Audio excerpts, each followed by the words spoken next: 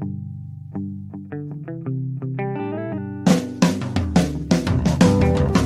only real God is the one that you believe in. Start looking for the God in others. And if you find you're tuning into a wave, well then I don't know much about being saved. Welcome in, everybody. Hello, everybody. This is Spiritual Philos-O-Chatter with the Joneses. I'm Danny Jones. And I am Samantha Jones. All right. Welcome to anybody that's joining us again for another episode, and anybody that's joining us for the first time. Welcome. Welcome, welcome. We appreciate it. We very much do. So here we are, babe. Episode 6. Yes. And what is this episode? This is Surviving Grief. Surviving grief. All right. Sounds like a heavy topic. Yeah, we're going to try and make it Yeah, lighter. we do. Yeah.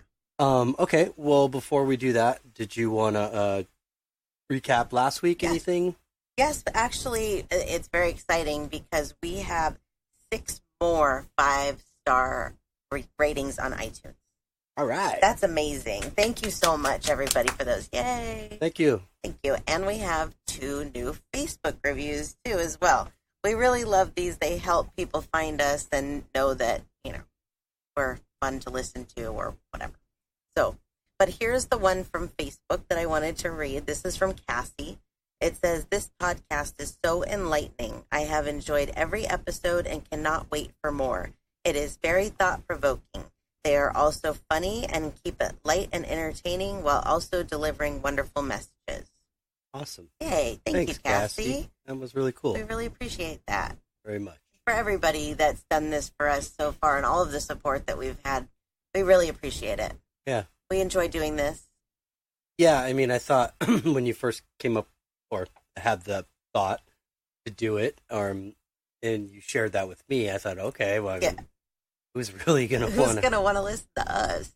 Cool. I like to listen to flattering. us. Yeah. But, not everybody likes listening.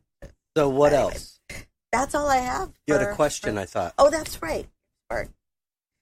There is a listener question.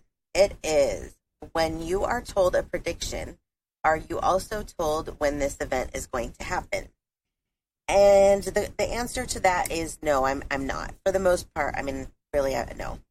Occasionally, I'll feel something like maybe it'll happen on a certain day or it'll be soon, but for the most part, I am not told when it's going to happen. And I can't speak for other psychics on that, but I can tell you that I've had a lot of psychic readings, and there's never been one that has been accurate on the time frame. Right. And they've most have been accurate on everything else. So That's interesting. Yeah. So that tells us that time is a really, really difficult thing to predict.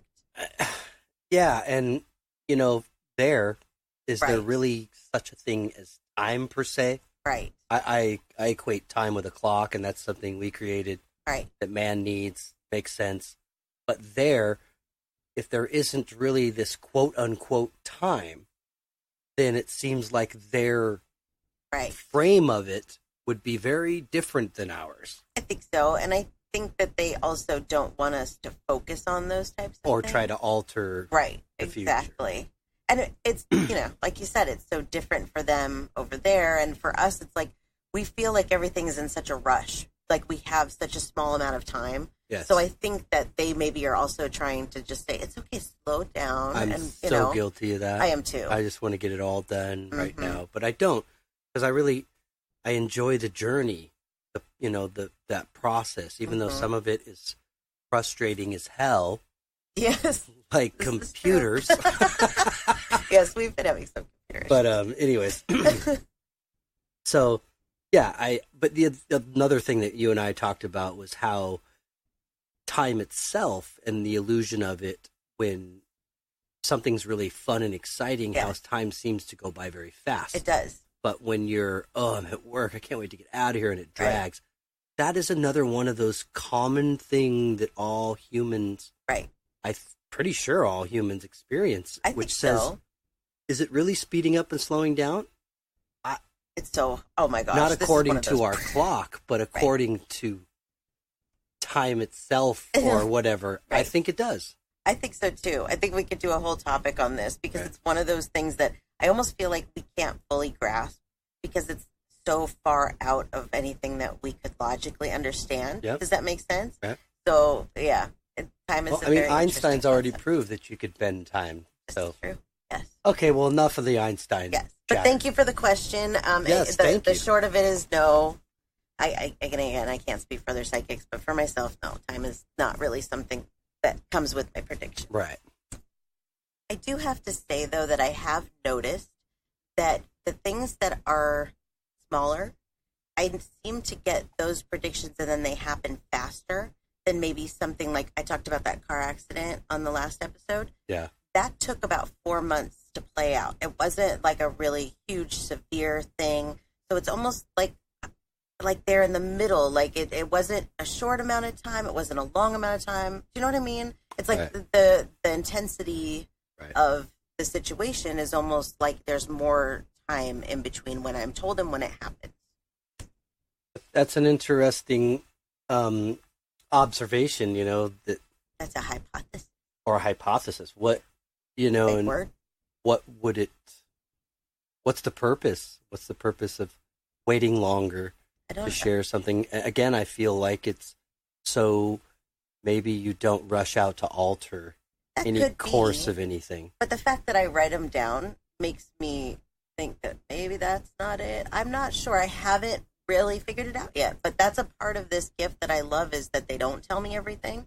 And Yeah. so we get to dig into these and try and figure them out ourselves. Right. So, but we're definitely not, haven't figured this one out yet. Right.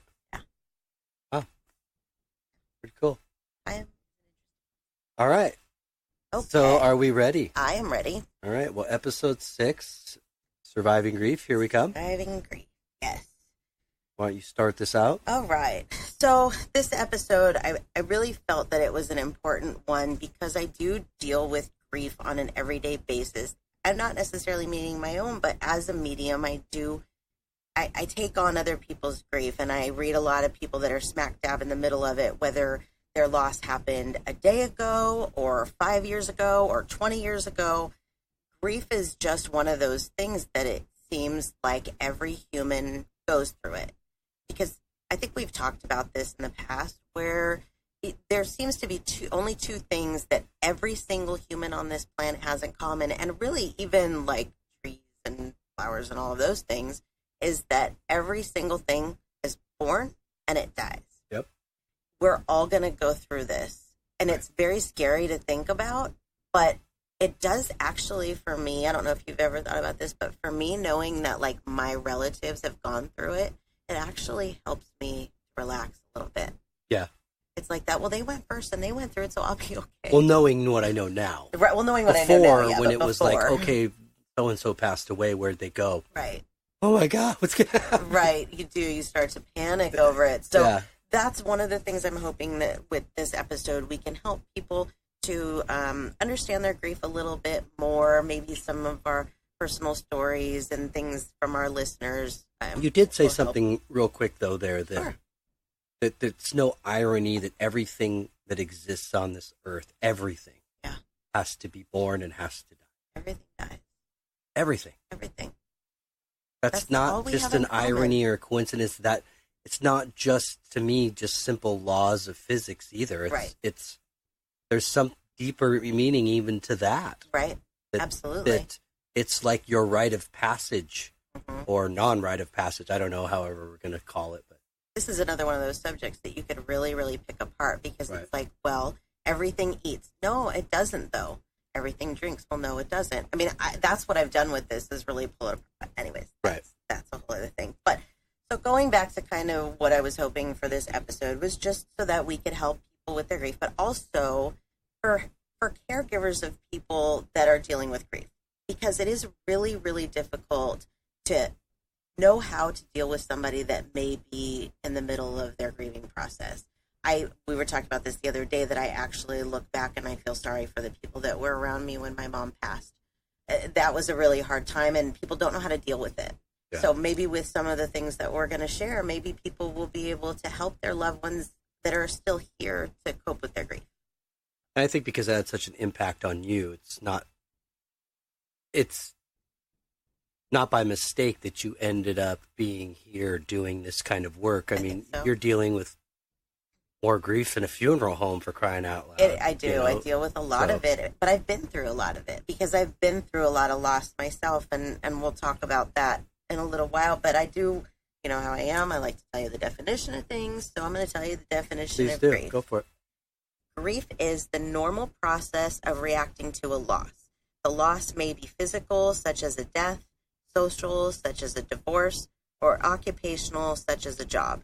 Emotional reactions of grief can include anger, guilt, anxiety, sadness, and despair. Physical reactions of grief can include sleeping problems, changes in appetite, physical problems, or illness. But then and this is obviously accurate, but I wanted to hear what real life people had to say, not what Webster's dictionary had to say. So I asked some of the listeners on our page how they describe grief in one word or one phrase. And some of the things that were said were never ending, heart-wrenching, excruciating, painful, exhausting, suffocating, never ending, unbearable, and torture. So I think that we all can see that this is a very universal feeling. Yeah. This grief, we've all actually of the people that answered our poll questions, 100% of them said that they have suffered grief from the loss of a loved one. 100%. So maybe that's a third thing that we all have in common. Well, no, because not everybody does like babies and stuff. Right. They don't grieve. But again, it is something that most of us have in common and that we can help each other with. You know what I mean? We all go through it. So let's see. I asked our listeners, first of all, how long they felt that their grieving process has lasted. And 26 people answered this question, and 25 said less than a year, and more than a year, and one said less than a year. Wow. Yeah. I was a little bit surprised by that. I've always felt like my grief lasted a lot longer with my mom than most people, but I'm starting to realize that it was average. But I think that I should maybe share my story. I think that might be helpful, just so that everybody understands that I as a medium know from this side how things work, but I also know from the other side because I've been there myself. Right. So my mom actually was my first big loss. Like I've had lost a few animals before that, or distant relatives, but as far as somebody that was real major in my life, my mom was the first one, and my mom died very suddenly. She had some health problems, but nothing that necessarily I thought that she was going to die from. Right. She was gaining a lot of weight, and she was on prednisone for her asthma, and so these things were kind of like spiraling out of control in her body. But what had happened in this process of her, like she had been in and out of the hospital for her asthma, was she became addicted to morphine, which seems to be like the biggest problem that our society is facing right now as far as like that kind of thing goes, is the opiate. Yeah. So what happened was the day before she passed, she had been released from the hospital, and her doctor was out of town, and a new doctor had taken over her case, and he gave her a fentanyl patch that was twice the dosage that the other doctor was giving, and didn't tell her that. She didn't know. I mean, maybe he did tell her, but she didn't know. You know what I mean? Like, that didn't process for her. She wasn't in that frame of mind. Right. So what we believe happened was that she overdosed from that patch, along with not knowing that patch was a double dose, and took a morphine pill on top of it. That's what we believe happened. Right. So that morning that she passed, I got the phone call from her best friend telling me that she had passed away, and it was my life completely changed at the moment that that phone call came in. It completely changed. I'll tell you what, for a first time loss, it's on a human level. Yeah. Losing another human, that's a huge one. It was bad. That's a huge one. It was bad, and my mom and I, we didn't have the best relationship growing up, so it wasn't like it was, all of these wonderful memories. There was a lot there that wasn't said. There was a lot of guilt that I know we both had, and a lot of regrets and things that were never said. So when that happens, you all of a sudden realize, oh my gosh, I'm not going to be able to, these things were never finalized. We never talked about these. I have to live with these things for the rest of my life. And that was definitely one of the harder things. But I think, well, in the stages of grief, the first one that you deal with is denial. And you can put shock in there with that too. And that's definitely what happened for me right after. Yeah, I think the first is, if I were to categorize it, how it happens for me is shock, denial, grief, and then healing. It comes in waves, and I remember very distinctly that initial, like, when it hit me, and I remember standing in the hallway, and I was like, oh my God, what just happened? And I, like, started screaming. It was just overwhelming, and then it goes, you're like, no, this can't be right. This isn't happening. This is a joke. Somebody's making this up. You know what I mean? Right. And then amazing how the mind will argue with itself. It really, and then, well, bargaining is another step in grief. It's another stage. And I remember the bargaining too of, please don't let this be real. Please let me get to California, because I was living in Vegas at the time. Please let me get there, and this is some kind of sick joke. That went on for a while. I think that it was only at the funeral that it really hit me that this was really, really happening. And it's still, I still to this day will have moments where I'm like, I can't believe she's gone. And it's been 15 years. I can't believe she's not here. I think there's moments even in the grieving process where you feel like you've progressed, or you're coming out, right? If you want to say that, like you're coming out of it, maybe towards the healing. And it could be multiple years later that, boom, like it hits you like a ton of bricks, almost like it did, maybe not as heavy as the first time, but feels around that time. It does, yeah. So that's an interesting thing. And I don't know, we perceive grief. I tend to think that those moments, like say multiple years later, when you're reminiscing or thinking about them and you have that moment of grief and it's really heavy. Yeah. To us on this side, it feels like grief. Mm-hmm. To them on that side, what it feels like to me is that's their way of reaching out and connecting with you. I think they don't want to make you sad. No.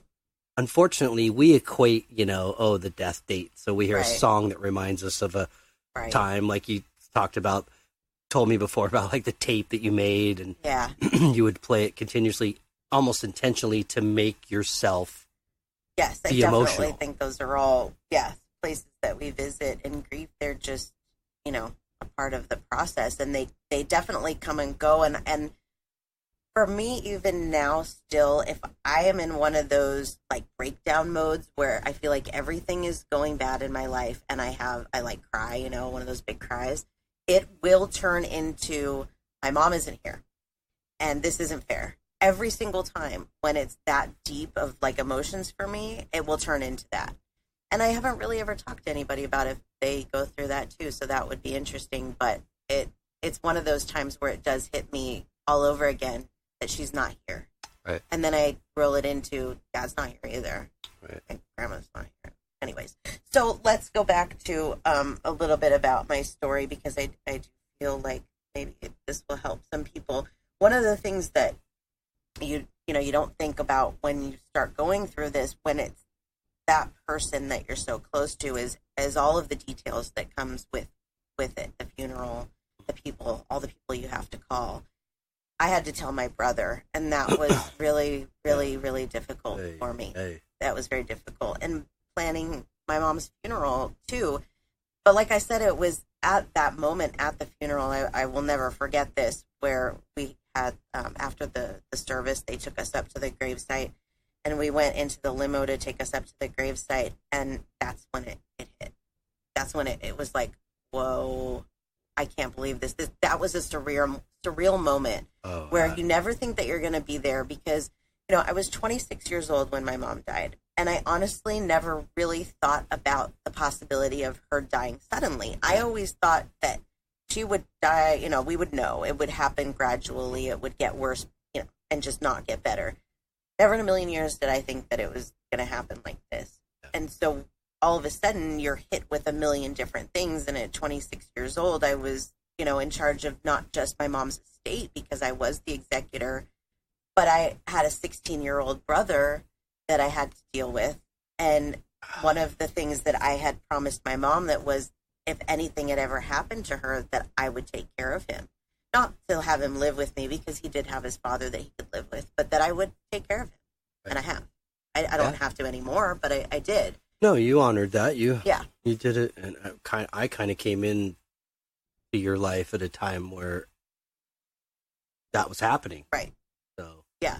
And it wasn't just like dealing with my brother, but I do hear this from a lot of people, that if the person that passes was the glue that held your family together, it's literally like pulling out that Jenga block and everything falling apart. And that's exactly what happened to my family. That's a mother's role, that's for sure. So I could see it crumbling with everybody turned on everybody else. It was okay at first. At first, we all came together and we just wanted to be together and remember her and talk about her and love her. Right.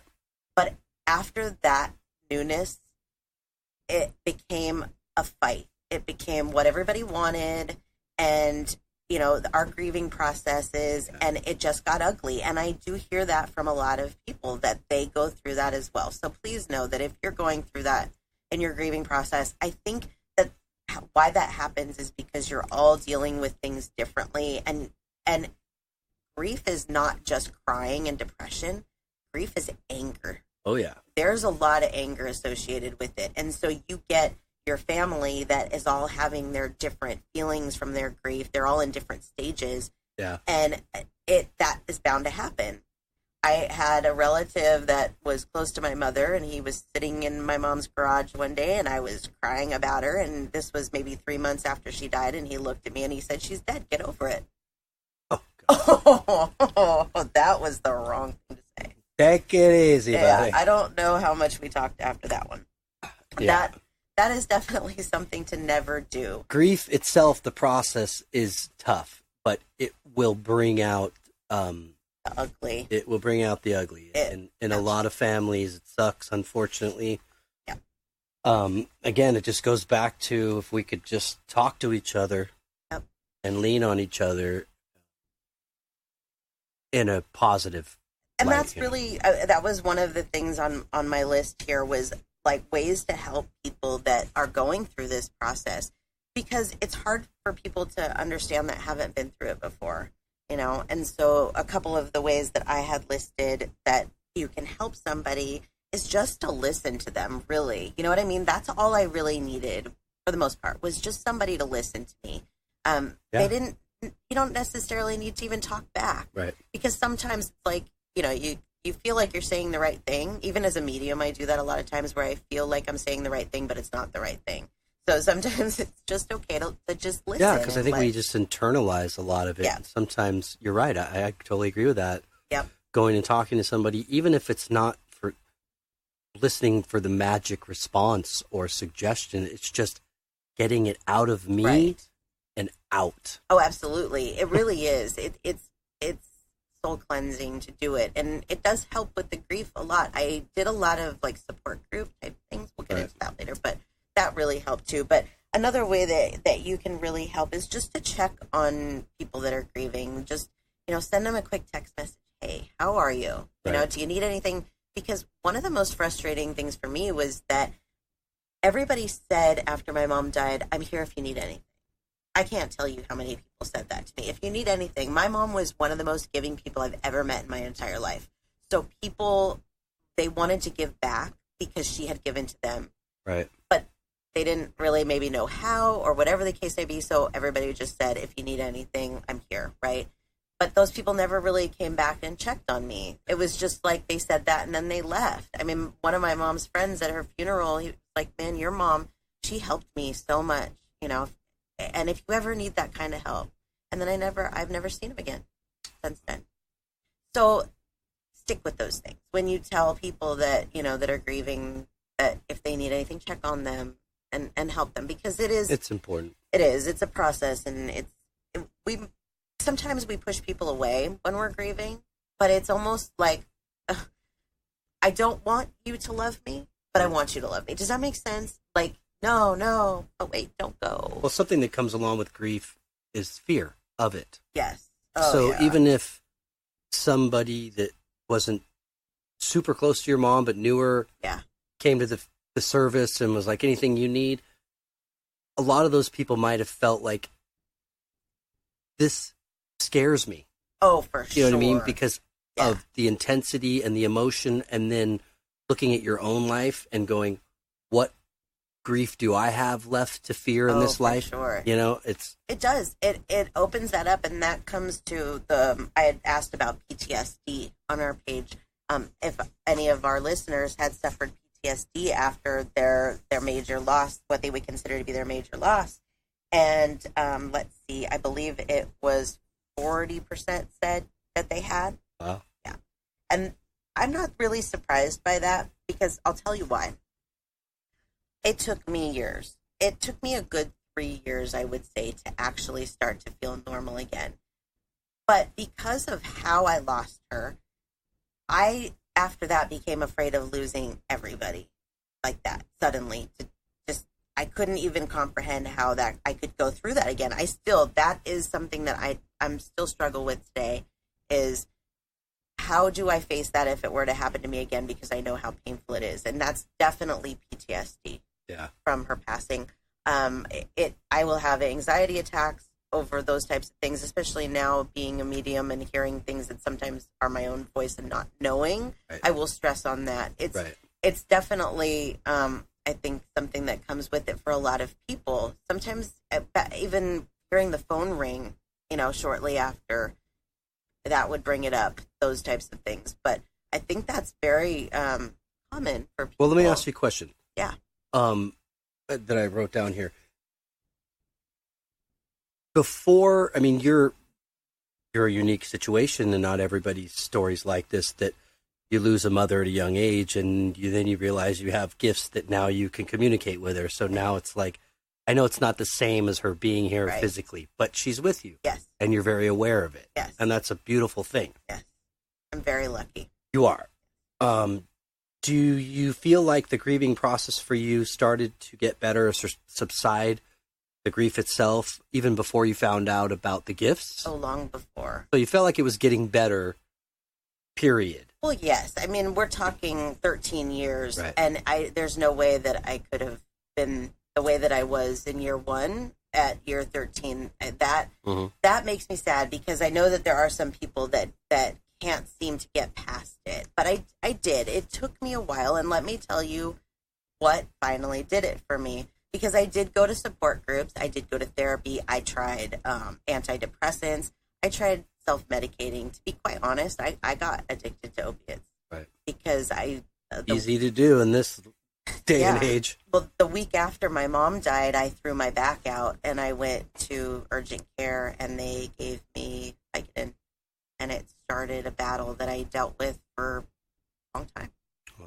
A long time. I mean, I never became like super duper addicted like a lot of people, but there's serotonin in those medications. They don't tell you that. So when you're depressed like that, and you take a medication like that, and it makes you feel a little bit happy, even if it's for an hour, it becomes addicting. Yeah. They don't tell you how quickly especially when happens. You're feeling that down. Yeah. So that's not obviously the thing that helped me.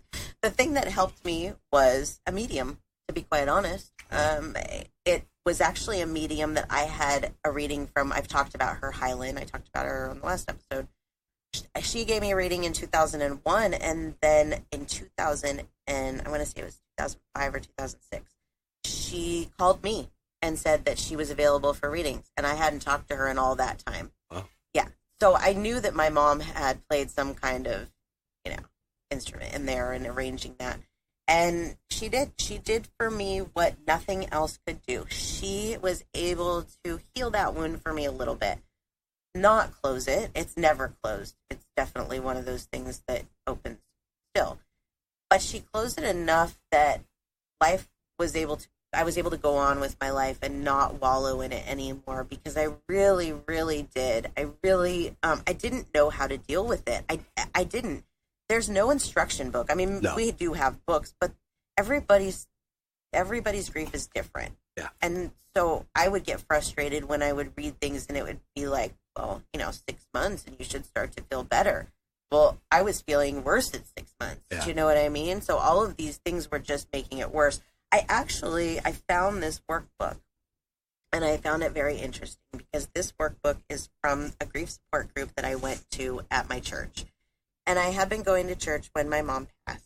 And so I thought this would be a good place for me to start, right? But it turned really soon into, I can't do this because this is all about God and about how this is God's plan, and I just didn't want to hear it. Turn it over to God. And, at that time, it was like... You don't want to hear that. No. So it's interesting to see that I only have 3 weeks filled out in here. But this starts in, I believe, the second month of my grief. So it's like month 2, almost to month 3. And what I found the most interesting about this was that the question says, how has the process of grieving been different than you had expected? And 2 months into it, I say, it has taken longer and has been so up and down. So it had taken a lot longer than I expected it to. I'm like, well, you're barely into it. Do you know what I mean? Yeah. You're barely into it. And the other thing that I did write in here, actually, I was very honest about my already addiction to opiates in this book. And then I talked about my health, too. It asked, what areas of your life does grief affect? And I said everything. My physical and my mental health, my energy level, my hunger level. I remember constantly sighing. I don't remember how long it went on for, but I couldn't control it. I would just be sitting there and be like, it just helped me feel better. It was almost like that elephant that was sitting on my chest that I couldn't get off. It gave me a little bit of relief, but I gained 60 pounds. My brother lost weight. My brother went down to the lightest weight he's ever been. So everybody, you can see, deals with it differently. Oh, absolutely. Not just in timeline, but, habits and... Yep. There were 2 times in my life that I have put on a lot of weight. And one was my mom's passing and the other was my divorce. So that can show you I handle my grief with food and lack of exercise. Because really all I did after my mom died was sleep and cry for a while.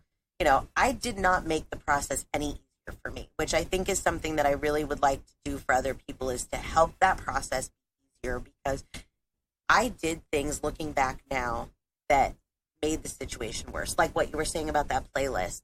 There were songs that reminded me of my mom, and so what I did is I made a playlist, and I also had a CD, and I listened to these in my car, because I'm a pet sitter, so I drive all day from one pet sit to the other, and I would get in my car, and I would put this playlist on, and I would cry. And it was very, very unhealthy. And I don't think I've ever told you this story, and this is, it's a good story of how I actually made a friend in this process. But one of those pet sits that I had was in a guard-gated community, and there was this little man that worked at the gate there, and I always pet sit for these people. They were gone all the time, so it was like I was there every other week. And one night I showed up there crying, and he asked me what was wrong, and I told him, I said, my mom passed. And he said that his wife was in the hospital and he was worried that she was going to be passing any day. So we built a friendship on that. And I would go there to do that sit late at night, and I would cry to him and he would cry to me. And it was really nice to have that. Do you know what I mean? Somebody that knew that what you were going through. Right. Because she did eventually die. So, sorry. It's okay. Now I cry. Well, you brought up a couple points, if I can interject for a second. Sure. And, the making the tape and playing that almost intentionally to provoke yourself. It was. To feel emotion about it. I don't think it is unhealthy per se. I think it's okay. Emotion is good, no matter what the circumstance. That's the gifts. That's the gift we've been given as humans, is that we have emotion. It's very important. I think there's a fine line you just have to be aware of. And I think that's kind of some of the things that we're sharing today, is like what the process is like, some of the things to look out for. Right. So when you catch yourself, maybe, and I think this is probably the biggest thing for a lot of people that I've heard, is that in my grief, I can't ever be happy without this person being here in the world anymore. Right. And that is a misconception. It is. From their side, from the other side's point of view. They want us to love this life and live it to the fullest and love each other to the fullest as much as we can until our time comes. Don't For sure. sit and take your time to grieve. Yes. You know what I mean? But if you see that you're in a rut, Yes. or you're doing things, Like what I habits was doing, that aren't good, Mm-hmm. be honest with yourself. Yes. Or go talk to someone and ask them to help pull you out of it, or Right. pull yourself out of it. And by that, I mean, like you said a minute ago, go to church. Yeah. Go talk to a professional, Yeah, a therapist. Go talk to a medium. Yeah. Go talk to a friend, a family member. Go talk to all of them. Yep. Until you've got it out. Because I'll tell you what, there is a light at the end of the tunnel. It there may is. not feel like there is, but there is. I'm proof of that. You are. I am, because I will tell you that there were times in that grieving process where I thought that I wanted to be with her. I thought, I'll just drive my car right off this freeway right now. But that's not the way that things are supposed to go. Well, I'm really and that's glad that not, you didn't. Well, I am too, and I never could have. It was just, I think probably everybody that goes through that grieving process, when it's that intense, Yeah. you do. There's different levels of grief, obviously. Right. I mean, not everybody goes through this intense of grief. What I went through, I consider it to be pretty extreme because it was sudden. And then there's people that even deal with worse because of circumstances behind the death. I was pretty lucky to know that my mom probably went to sleep and just didn't wake up. Right. But I hear a lot of horrible stories, and I know that those people deal with a lot of guilt and a lot of things that they don't know how to talk about because they have things left unsaid to their loved ones. And as being somebody that's been on both sides of that, I can tell you that your loved ones do not want you to dwell on those things. No. They do not. I did myself. Right. My mom had things and I had things that were left unsaid, and things that she didn't know that she should have known before she found out being there. You know what I mean? Right. But we all have those, and they don't want us to dwell on them. Right. And when I did meet with that medium and she connected with my mom said, if there's anything that I need to apologize to you for, please know that I'm really sorry, because she knew that there were a lot, but I don't think, Right. they usually don't want to get into those specifics. I knew what she was talking about. She knew what I was talking about. You know what I mean? Yeah. But you can also talk to them yourself. You may not be able to hear them back, but if you really hold that kind of grief inside, not really grief, but the guilt inside, you can talk to them and let it out. And trust me, they can hear you. Oh, and yeah. they want you to let it go. Look at it as almost like a confession, like going to church. You're letting it out. But you can do it in private. You can do it in private. And trust me, they hear you. And I know that there's things, too, that it works the other way, that there's things that person that has passed didn't say. And that's where I come in, and that's where I'm happy to help people. But, of course, not everybody wants to use a medium. But just know that your loved ones let that go. They do. It's Right. all water under the bridge. I've talked about this briefly before about a family member of mine that is over there, and we had problems, and it's been very hard for me to let it go.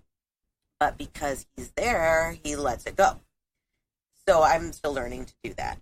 But so I know it's hard. It's very difficult to let go of something where those words haven't actually been said. And even after they do, even in human life, just because somebody apologizes doesn't mean that it makes it go away. No, it doesn't.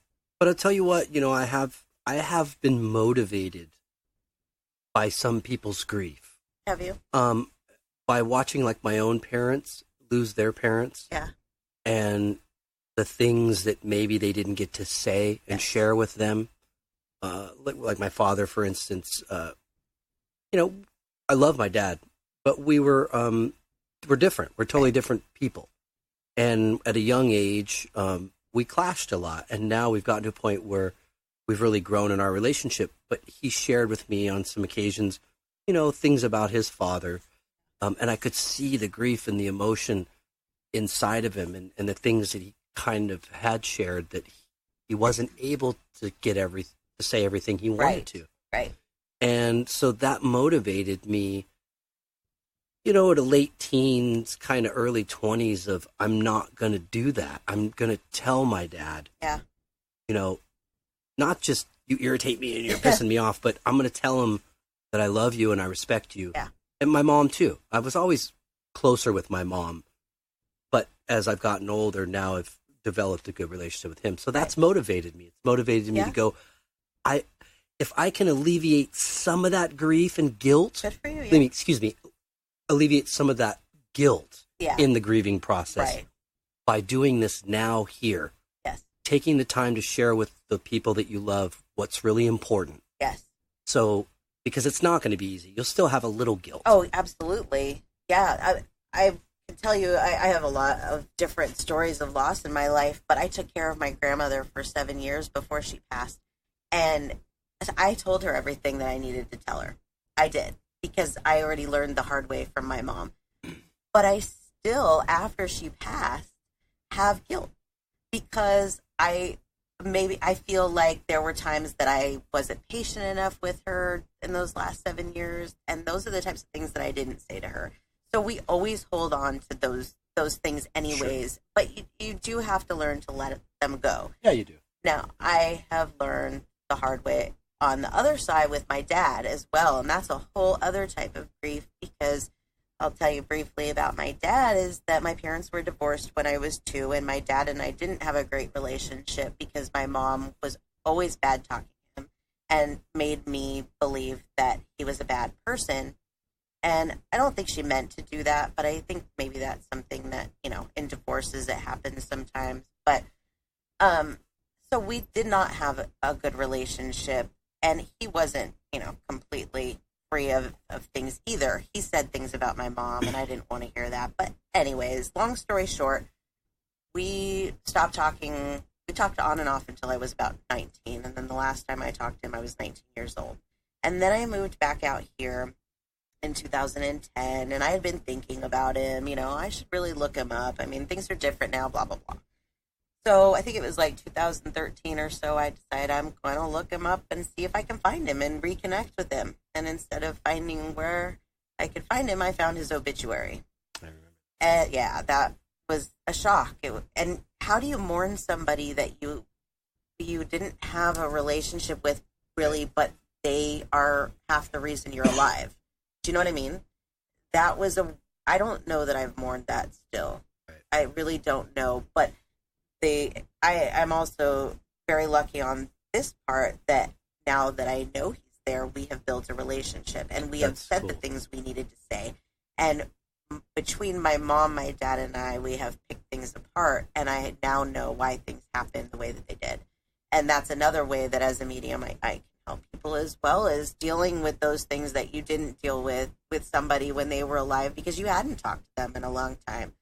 I never in a million years thought about going to a medium to talk to my dad between the time I found out that he had passed and the time that I found out I was a medium. I just didn't think that he would want to talk to me. As weird as that may sound, I didn't think he would want to talk to me. And I don't want to put the blame completely on your mom in this, but she didn't make it important to have a relationship with you. So at a young age, you're raised with that kind of ideal. For sure. Of course, like for me, my first divorce, because I had a child with my ex-wife, that was a hard one. That was a different kind of grief. Different kind of grief, yeah. But it was grief. For sure. And that's why I say, I mean, I've lost loved ones and very close people to me in my life.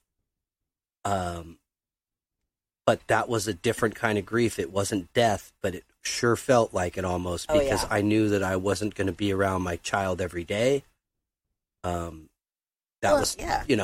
when I talk about like a dark tunnel, that was probably one of the darkest tunnels I'd been in. I know, I met you during that. I didn't know when I would see the end of it, but I hung in there, and thank God I met you, and I had, family that were there supporting and listened to me just let it out, you know. Very helpful. But yeah, that's a whole other kind of grief. And you know what? Looking back at my life, I think that the two worst types of grief that I've experienced was that sudden death and heartbreak. Yeah. Really. Heartbreak is the worst. But the thing about heartbreak is that there's still that side of you that's like, well, maybe we'll reunite. Right. Not now. But you know what I mean? Like when you first start to go through that and maybe you have that doubt of this is the right thing or whatever, that person is still there. Yeah. You can still talk to them. There's still that chance you might run into them, whatever the case may be. But it's similar because you feel like the pain I remember that first heartbreak was like, you could really feel. Oh, yeah. Oh, my gosh. The first heartbreak, weird. I don't even know how. I was like, how am I going to survive this? Yeah. Wait, just wait. But, yeah, it's not this. I mean, it's the same, but it's very different in the way that with a death, it's so final that makes that grief really, really even worse. Yeah. You know, it really does. And another thing that I had asked the listeners on our page were about the loss of a pet versus a human loss. Because a lot of us consider our animals to be like family. Oh, yeah. I know we do. These are our babies. Yeah. So this question, 50% said that it was harder to lose a pet, and 50% said harder to lose a human. But also people commented on this and said it very much depended on the kind of loss. And I am definitely, I can relate to that because my second big loss was my chocolate lab Sierra, my very first Labrador. And she died of cancer called hemangiosarcoma, which we didn't even know she had. She had clear blood test results. Everything seemed fine. And one day she just collapsed. And we got her to the dog ER, and they told us what was wrong. They're on the operating table, and she died. Mm. And so it was like literally 5 to 6 hours between when we knew she was sick and when she died. And I was in denial the whole time. I'm like, she's going to be fine. Everything's fine. You know. Right. Yeah. Boom. Hard loss. Yeah. I definitely put that above, and I hate to say this, grandma, but that was harder than losing my grandma. Right. Because my grandma was 87 years old. That's different. And she had no quality of life. I don't think I'd feel bad for saying that. It's just but I can you know? I can hear her right now. The love is more important than the your love grandma. is there. Yeah. It's different. Yes, it's there, and that's all that matters. You know. Yes, and that also goes into another question that I asked was about sudden loss. If people felt that sudden loss was worse than expected loss, and 100% of those people said that sudden loss was worse. So I definitely feel like, you know, that's where the heavy duty grief comes in. I mean, especially the shock factor to begin with. You know, when it's sudden, I mean, it's like you don't, at least with grandma, it's like, okay, you were sort of kind of just waiting. We were waiting. She was miserable. And then you know, she passes and you grieve. Yes. But there's no shock involved in that situation. No, there wasn't. Yeah. With these, that was. But animals for sure. I mean, I've always considered myself like, I love animals. I'm not a huge, like, I don't go out and advocate and picket and things like that. But when I had to put my first animal down as an adult, that was, whoa. Yeah. I was like, okay, I'm a lot more connected to this being than I thought I was. And that was my black lab in my previous marriage. And, you know, my ex didn't want to be in the room when it happened. And I understand everybody's different, but I couldn't not be in there. You know, I was like, if you're going off, you're going to be held by me while you go. Yeah, for sure. And so when Sequoia, the dog, the chocolate lab you had when we started dating, when she finally passed away, I thought to myself, I think I even said this to you, like, I wonder how that's going to go for me emotionally when she goes, because she was sort of like my stepdoggy. Yeah. But it was the same, man. Oh, I mean, I was just bawling it and like a baby and on the floor and holding her. And, you know, the way we did it was Sabbath, the puppy the black lab we have now at the time, who was a puppy, that we brought him in the room so he was aware of what was happening, not we leave with her and come home without her. Yes, and I've done that with a few of my dogs, and I do think it's very important. Yeah. Because when Sierra, my first chocolate lab, died, my yellow lab that was with her, he had no idea what was going on.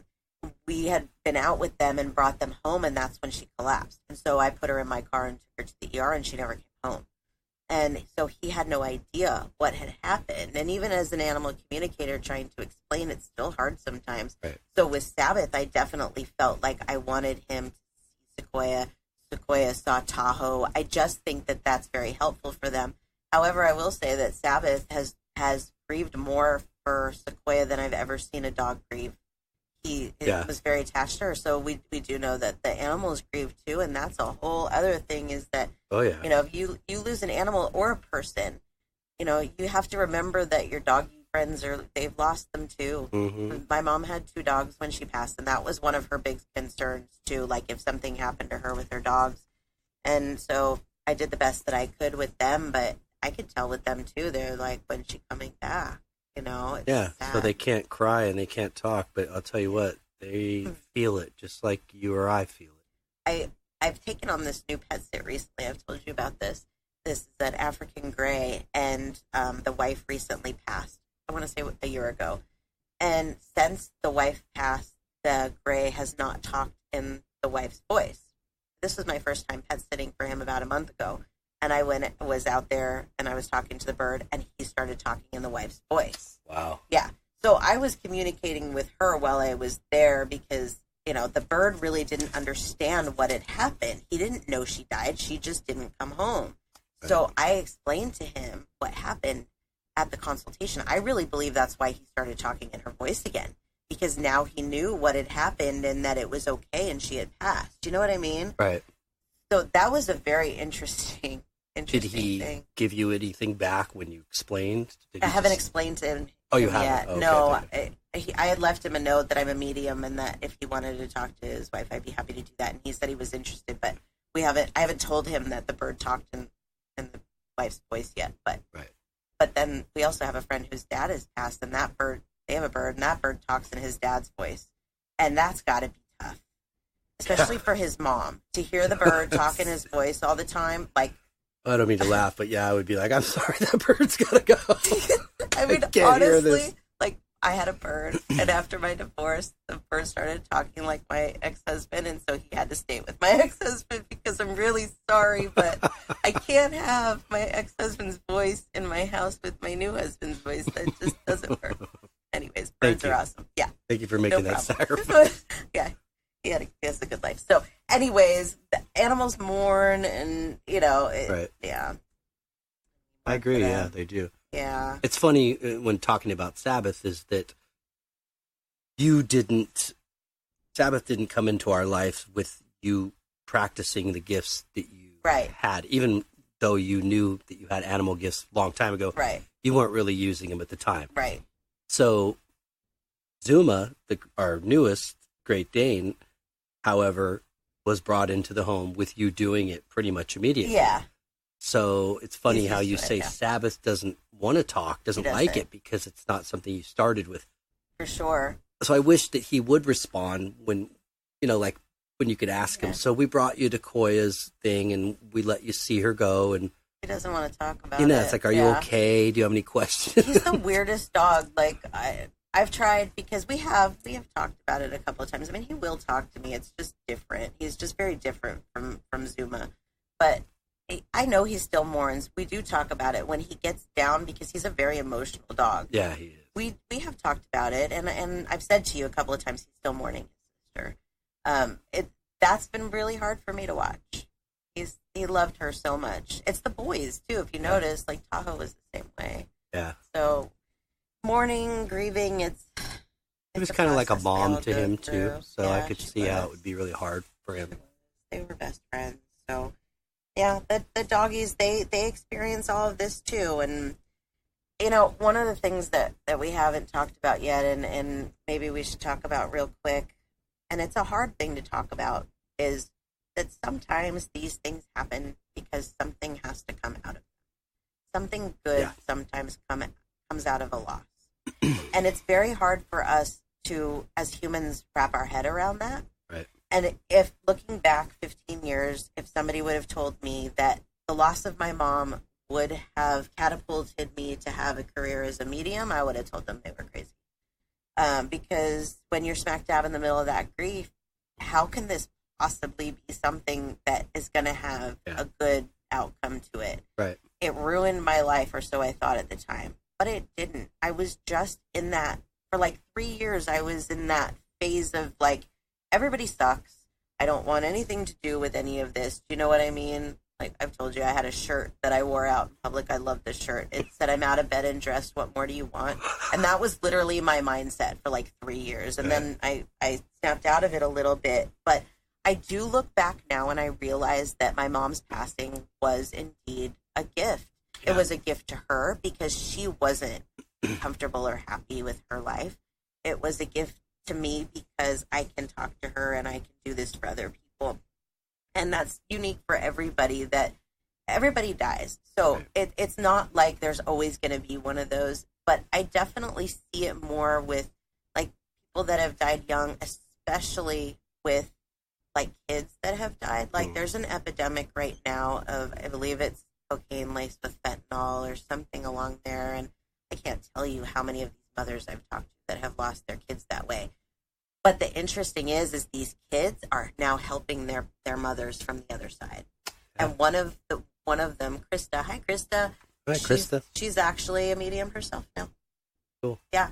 So these things do happen, and when you're in the middle of them, you don't want to see it. Right. But later on, you'll look back and you'll see that not only maybe was there a reason, but that you came through it okay. Yeah. And you made it through. And it's okay, and life does go on. It's never the same. It isn't. No. There will never be a day that I can, put my arms around my mom again. But that's okay. It is what it is. Well, it's not okay, but it is what it is. But it is, yeah. I know that I'll be with her again someday. And that's what's okay. Yes. But it wasn't. You know what I mean? It's like I had to go through that process. I had to get to the point where I could see that it didn't ruin my life. Right. I'm still me, and I'm still I think my best life. You said, we might have, a spouse that's lost another spouse that's listening, or a parent that's lost a child, child that's lost a parent.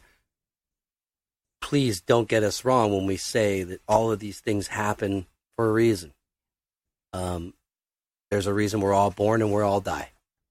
And some go soon, some go later. But kind of how your mom shared with you, that when it was her time, she was actually given a choice. Yeah, she was. So there is a reason. Yeah. She chose the reason. Yeah, she did. And it exactly what you just said was the reason, because she could do better for you from there and for your brother than she could here. We talked about that in the Heaven episode, I believe. Yes. Right? Yeah, so if you haven't heard that story, it is in the What's Next episode about my mom telling me that she left. And I think that's proof right there that it's in why, it's going to remain a mystery for some people. Right. Why did my little infant or toddler or something happen? Right. You'll never know, or maybe one day you will know. Right. That child, because I do have a close friend that lost her son stillborn, and I haven't really asked her if she ever discovered if there was a reason for it, but a lot of times there is. And even if you don't find out until you reconnect with them and pass yourself, you'll find out. He may have had some issues that they didn't know, and if he would have been born, he could have been miserable his whole life, and they would never know that until they go to the other side. So those are the types of things we have to look at, too, that we may not know what that reason is, but it does happen for a reason, and you will be okay, and you will get through it. And for the people that are caregivers to those that are going through it, just be supportive and listen, and don't try not to judge, because that is the hard thing when people are like, get over it. You can't. Right. You can't just get over this. Right. You can't. The more that you have support, the more that people try and help you maybe do things different, like go out and do new things that you haven't done before, take your mind off of things. Those are the types of things you need to do. Don't be like me. Don't listen to sad songs for 3 years straight in your car. It doesn't help. Right. It doesn't. You get to a point where you have to let those things kind of go a little bit and try and heal.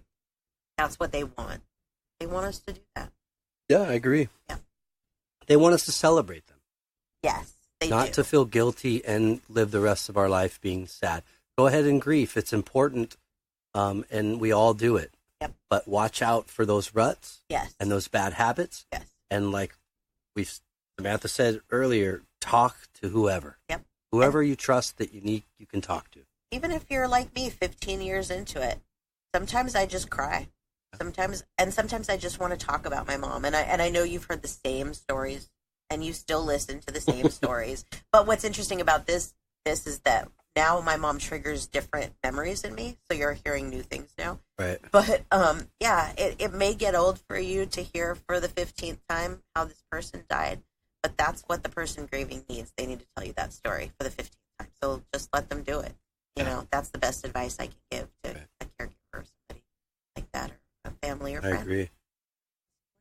Well, that was a good episode. I think so. I hope that we helped some people and, you know, got some good information out. We're not experts by any means. Oh, no. I don't have a PhD in anything. No, I don't either.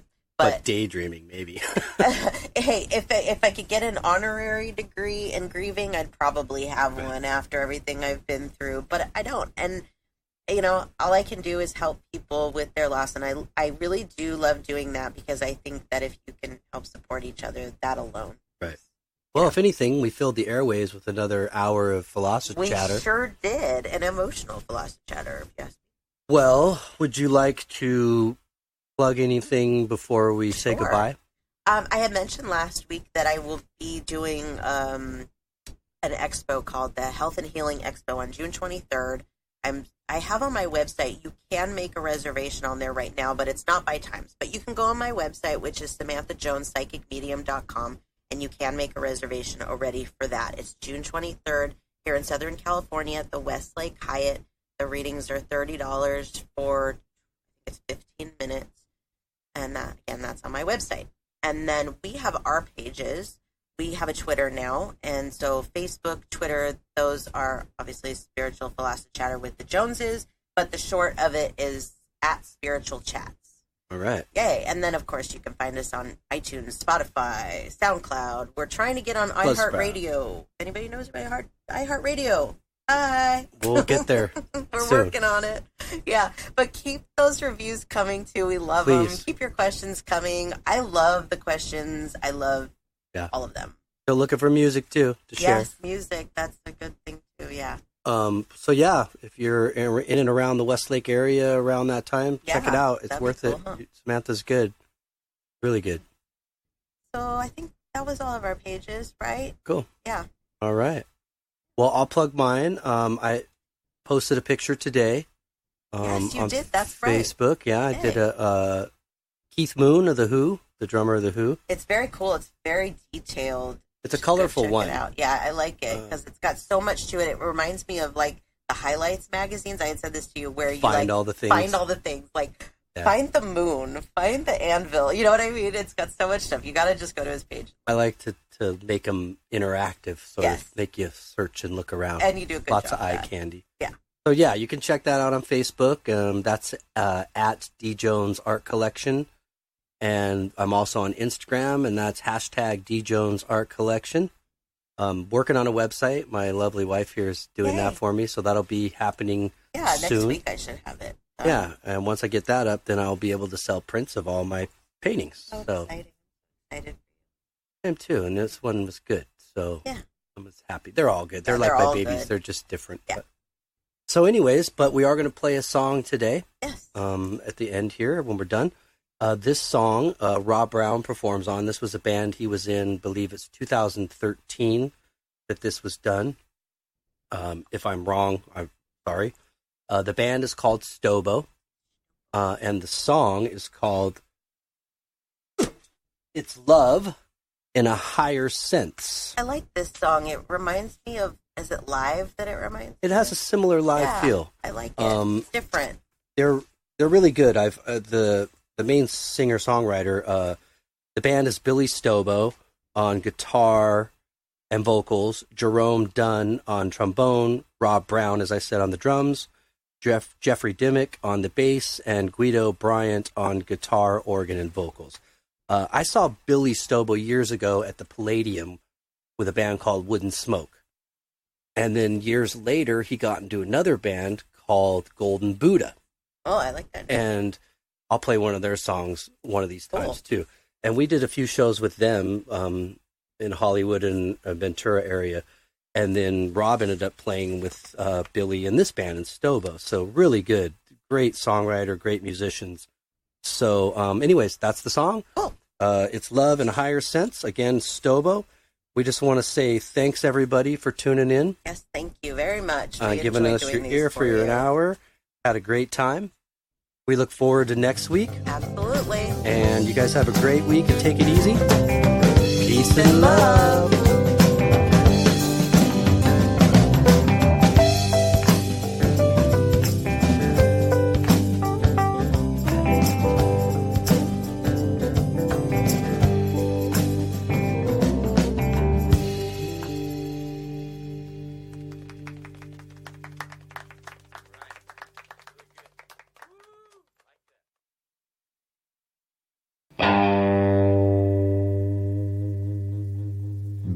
soldier, be a martyr, be a mourner, be a believer.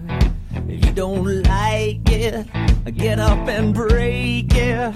Be a lion, be a savior, be a hero, be a killer, be a preacher, but be unspoken. You can't love it if you don't respect it. Be a father, be a brother. It's that is love, love, love in the highest sense. Love, love, love in the highest sense. Love, love, love in the highest sense. Love, love, love. Oh, be a temple, be awakened, be an inscriber, and tell your story. You won't change it. You got to change yourself. Be your own fire. Be your rain dance. Yeah. It's inside is love, love, love in the highest sense. Love, love, love in the highest sense. Love, love, love in the highest sense. Love, love, love. Oh yes, it's love.